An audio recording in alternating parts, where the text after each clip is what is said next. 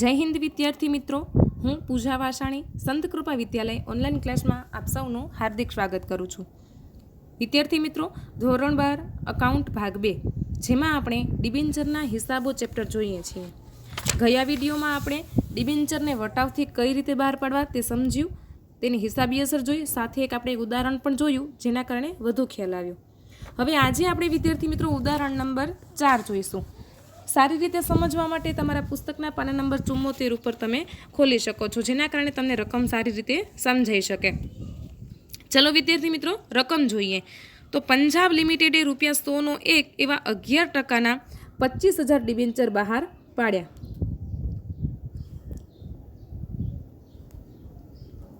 25,000 debenture બહાર પાડ્યા. એક ₹100 ડિબેન્ચર હતું, બરાબર, જેના પર ડિબેન્ચર દીઠ નાણાં નીચે મુજબ ભરવાના હતા. તો અરજી સાથે આપણને કીધેલા છે ₹30, મંજૂરી વખતે છે ₹35 અને આખરી હપ્તા વખતે પણ છે ₹35. તો 35 અને +35 70 અને 70 ને 30 ₹100, એટલે પૂરેપૂરા ₹100 અહીંયા કને મંગાવેલા છે. બધા જ ડિબેન્ચર માટે અરજીઓ આવી હતી. અહીંયા કને એવું નથી કીધેલું કે વધારાની અરજી મળી, એટલે આપણને 25,000ની જ અરજી મળી હશે. 800 ડિબેન્ચર ધારણ કરનાર જોગિંદરે મંજૂરી વખતે ડિબેન્ચરની બધી જ રકમ પૂરેપૂરી ચૂકવી દીધી, જ્યારે 200 ડિબેન્ચર ધારણ કરનાર હરજીતસિંહે મંજૂરી અને હપ્તાની રકમ ચૂકવી શક્યા નહીં. બાકીના બધા જ ડિબેન્ચર પર સમયસર મંજૂરી અને હપ્તાની રકમ મળી ગઈ હતી. ઉપરના વ્યવહારોની કંપનીના ચોપડે જરૂરી આમ નોંધ પસાર કરો. ચલો વિદ્યાર્થી મિત્રો, જોઈએ આપણે આની હિસાબી અસર આપણે કઈ રીતે આપી શકીએ. સૌથી પહેલાં 25,000 ડિબેન્ચર છે, ₹100 એક છે, બરાબર. અરજી સાથે 30, મંજૂરી સાથે 35 અને આખરી હપ્તા વખતે 35. જોઈ લઈએ.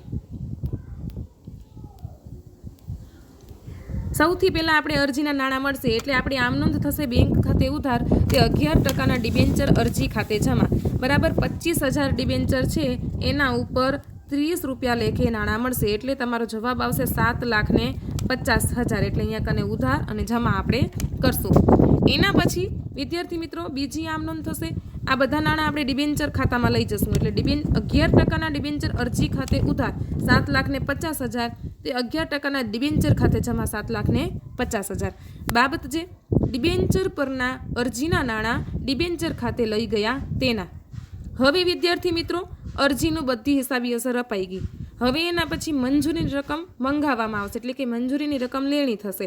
તો આપણે એની આમ નોંધ કરશું કે ડિબેન્ચર 11%ના ડિબેન્ચર મંજૂરી ખાતે ઉધાર, તે 11%ના ડિબેન્ચર ખાતે જમા, બરાબર. આપણી પાસે ડિબેન્ચર મંજૂરીની રકમ છે ₹35, બરાબર. 8,000 ડિબેન્ચર આપણા 25,000 ડિબેન્ચર અને ₹35. 25,000 ડિબેન્ચર આપણા છે, એના ઉપર ₹35 લેખે તમે કરશો, એટલે 8,75,000 અહીંયા કને આવશે, અને અહીંયા કને પણ 8,75,000 થશે. હવે આની બાબત જે લખાશે કે મંજૂરી વખતે લેણી થતી રકમ ડિબેન્ચર દીઠ ₹35 લેખે મંગાવી તેના. હવે વિદ્યાર્થી મિત્રો, આ રકમના પૈસા આપણને કેટલા મળ્યા છે એ આપણે રકમમાં ખાસ જોઈએ, બરાબર. તો મંજૂરી પર આપણને પાછળ રકમમાં થોડી ઘણી ભૂલ લાગે છે, કદાચ તમારું રકમમાં સુધારો હશે તો જોઈ લેજો. કે અહીંયા કને આપણને કીધું છે કે જોગિંદરસિંહે 8,000 ડિબેન્ચર 800 ડિબેન્ચર છે, જેણે મંજૂરી વખતે ડિબેન્ચરની બધી જ રકમ પૂરેપૂરી ચૂકવી દીધી. કદાચ એને નહીં ચૂકવી હોય, એટલા માટે જ આપણને ત્યાં બાકી હપ્તા બતાવે છે, અથવા તો એને બરાબર છે આ ₹800 ઉપર ખાલી હપ્તાની રકમ બાકી હશે, અને જે આ હરજીતસિંહ છે એની ₹200 બાકી છે, અને આ ₹200 ઉપર એને મંજૂરી પણ નથી ચૂકવી અને હપ્તાની પણ રકમ નથી ચૂકવી. જોઈ લઈએ આપણે. ચલો, બેંક ખાતે ઉધાર થશે 8,96,000, ડિબેન્ચર પર મળવાના બાકી હપ્તા ખાતે ₹7,000. જે હરજીતસિંહ છે એના ડિબેન્ચરના નાણાં નથી મળ્યા, એટલા નાણાં આપણને બેંક ખાતે ઓછા મળ્યા, અને અહીંયા કને ઈ નાણાં આપણને અહીંયા કને લખ્યા, બરાબર. તે 11%ના ડિબેન્ચર મંજૂરી ખાતે જમા ₹8,75,000, અને તે અગાઉથી મળેલ હપ્તા ખાતે જમા કરેલા છે 28,000, એટલે આપણને અગાઉથી હપ્તો મળ્યો છે. જોઈ લઈએ. બાબત જે મંજૂરી પર 24,800 ડિબેન્ચરના નાણાં મળ્યા તેના, તેમજ 800 ડિબેન્ચર પર ડિબેન્ચર દીઠ ₹35 લેખે હપ્તાની રકમ અગાઉથી મળી ગઈ તેના. ઓકે વિદ્યાર્થી મિત્રો, આપણે થોડીક ઘણી પહેલાં રકમ સમજવામાં ભૂલ કરી છે એ આપણે બરાબર કરી લઈએ. અહીંયા વિદ્યાર્થી મિત્રો જે 800 ડિબેન્ચર ધારણ કરનાર જોગિંદરસિંહ છે એને મંજૂરી વખતે મંજૂરીના જ્યારે નાણાં ચૂકવવાના થયા ત્યારે એને શું કર્યું કે પ્લસ હપ્તાની રકમ પણ ચૂકવી દીધી. બરાબર. આ જે જોગિંદરસિંહ છે એને મંજૂરી વખતે જ મંજૂરીની રકમ તો ચૂકવી પણ સાથે સાથે હપ્તાની રકમ પણ ચૂકવી દીધી. એટલે આપણને આ અહીંયા કને અગાઉથી મળેલા હપ્તા છે. અને એના પછી જે હરજીતસિંહ છે એને મંજૂરીની હપ્તાની રકમ ચૂકવી શક્યા નથી. એટલે આપણે આ 200 એ બાકી હપ્તા કહેવાશે. બરાબર, બાકી હપ્તા. અને જે 800 છે, 800 ડિબેન્ચર એ શું કહેવાશે?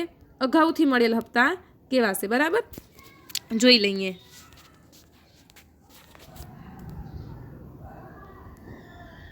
તો વિદ્યાર્થી મિત્રો, આજે ડિબેન્ચર પણ મળવાના બાકી હપ્તા ખાતે ઉધાર છે તે આપણે જોયા. અને આ અગાઉથી મળેલ હપ્તા ખાતે પણ આપણે જોયા રકમમાં કે એક વ્યક્તિ એવો છે કે જેને મંજૂરી વખતે જ હપ્તાની રકમ ચૂકવી દીધી એટલે આપણે એના નાણાં જમા કરશું એટલે એની આમનોંધ થશે તે અગાઉથી મળેલ હપ્તા ખાતે જમા 28,000 રૂપિયા.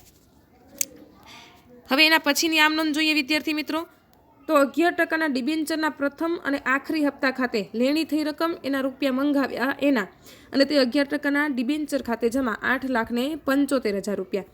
બાબત જે હપ્તા વખતે લેણી થતી રકમ ડિબેન્ચર દીઠ રૂપિયા 35 લેખે મંગાવી તેના. હવે વિદ્યાર્થી મિત્રો અહીંયા કને આપણે જોઈએ તો આપણને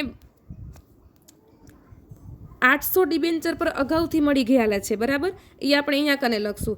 એના પછી 200 ડિબેન્ચર હરજીતસિંહના મળવાના બાકી છે એની નોંધ આપણે અહીંયા કરશું. બરાબર, અને બાકીની નોંધ આપણે બેંક ખાતે ઉધાર 8,40,000 મળવાના બાકી હપ્તા ખાતે. ઓકે, કેટલા ઉપર મળવાના બાકી હપ્તા ખાતે હતા?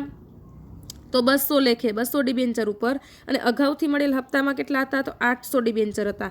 બરાબર, એના પછી આપણે જોઈએ તો તે 11% ડિબેન્ચર પર પ્રથમ અને આખરી હપ્તા ખાતે આપણે જમા કરશું 8,75,000. આનું ટોટલ થશે ત્રણેય રકમનું. બરાબર, તો આની બાબત જે આપણે જોઈ લઈએ તો આખરી હપ્તા વખતે 800 ડિબેન્ચર પર અગાઉથી મળેલ હપ્તાની રકમ બાદ કરતા તેમજ 200 ડિબેન્ચર પર હપ્તાની રકમ નહીં ભરાતા બાકીની રકમ મળી ગઈ તેના.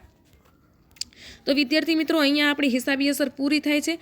આ દાખલામાં હવે આપણે ઉધાર બાજુ અને જમા બાજુનો તમે સરવાળો કરશો એટલે તમને બંને બાજુનો સરવાળો મળી જશે.